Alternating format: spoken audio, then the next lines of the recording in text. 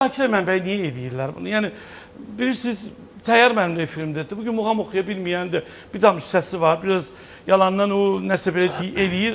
Deyir ki, mən muğam oxuyuram. Axı, muğamın da özünün bir dərs xətti olmalıdır axı.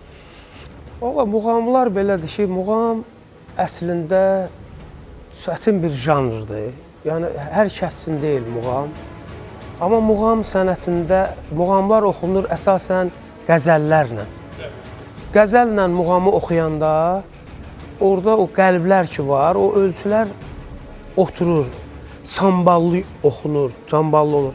Biz indi müasir həyatdır, çox ifaçılar, hamımız şeirlər əzbərləyirik, heca vəznində şeirlər əzbərləyib oxuyuruq, məcburiyyət qarşısında.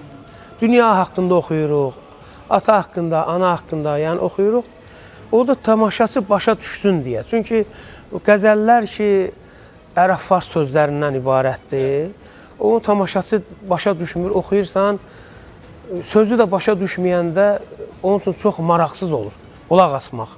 Əgər istəyirsən ki, auditoriyanı ələ alasan, məcbursan başa düşülən tərzdə qoşmadan, gəraylıdan, heca vəzində olan şeirlərdən ifa eləyib tamaşasını ələ almaq.